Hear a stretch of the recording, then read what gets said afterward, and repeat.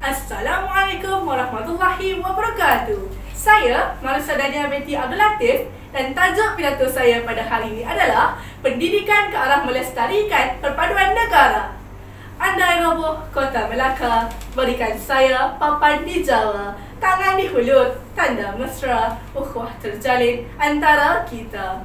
Secambak kasih seharum kasturi buat saudara peneraju majlis, jemaah hakim yang berintegriti, warga pendidik yang dikasihi dan disanjungi, serta rakan-rakan seperjuangan yang saya hormati.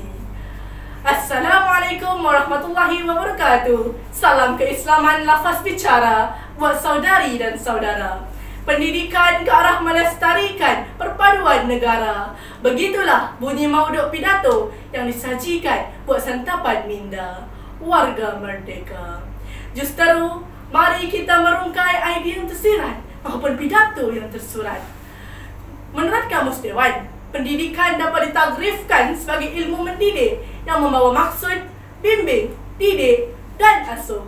Justeru, pendidikan merupakan satu proses pertumbuhan untuk ke arah yang lebih baik bagi mencapai kesempurnaan akal, mental dan jasmani.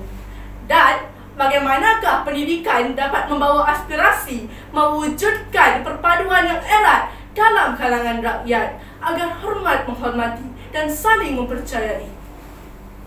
Sidang saksi permisi, saudara dan saudari. Negara kita mempunyai matlamat bagi memenuhi aspirasi dan cita negara.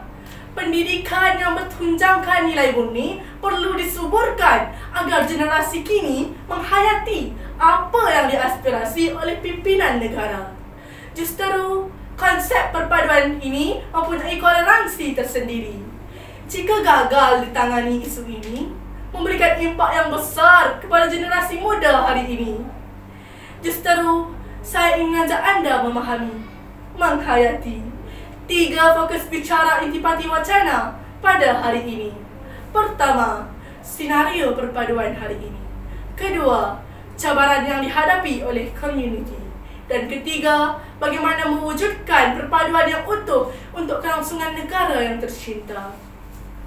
Sidang hadirin yang dikasihi, kita akan gagal jika perpaduan yang dicipta hanya mainan di bibir sahaja.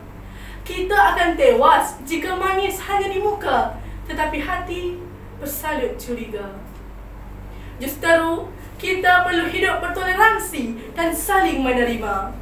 Jika kita sering dimomokkan dengan unsur perkauman, kita akan tersungkur dan kecundang dalam melahirkan negara bangsa Malaysia yang bersatu padu dan harmoni.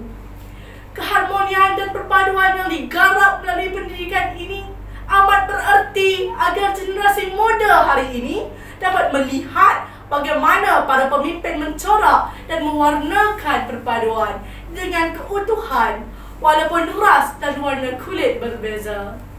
Moga tragedi 13 Mei 1699 tidak berulang lagi menoktahkan tinta hitam dalam lipatan sejarah, kerana negara tidak akan maju jika rakyatnya berpecah belah. Mahukah kita mewarisi sesebuah negara yang keamanannya ternoda? Anda jawab. Warga Dewan yang budiman, meniti fokus ketiga. Bagaimanakah mewujudkan perpaduan yang dicipta? Sejak dahulu hingga kini, pelbagai agenda yang dirancang oleh negara. Institusi pendidikan merupakan wadah untuk mencapai cita-cita murni. Sekolah, wawasan yang dibina adalah berkonsepkan belajar bersama-sama dalam satu kawasan yang sama tanpa mengira kaum atau agama. Tujuannya untuk mewujudkan perpaduan dalam kalangan murid yang pelbagai bangsa dan latar belakang yang berbeza. Contohnya, Sekolah Wawasan Taman Aman Kedah ataupun di USJ 15 Subang Jaya Selangor, marahan program RIMUP, rancangan integrasi murid untuk perpaduan, juga adalah satu lagi wahana untuk mewujudkan integrasi serta saling berinteraksi. Tuntasnya, pendidikan yang bertunjangkan nilai adalah pemangkin kepada wujudnya negara bangsa yang membina Malaysia. sebagai negara yang mempunyai rasa perpaduan yang tinggi dan kesamaan kekitaan yang luhur, justeru tanamkan dan sematkan ikrar di hati di atas tanah Malaysia yang satu. Kita bersatu hati dan berpadu tenaga agar hidup aman dan bahagia dalam melahirkan rakyat Malaysia, generasi muda, pewaris negara dengan impian yang sama, menjelmakan bangsa yang cemerlang, gemilang dan terbilang, bukannya bangsa yang kecundang, pincang dan terbuang. Sekian, terima kasih.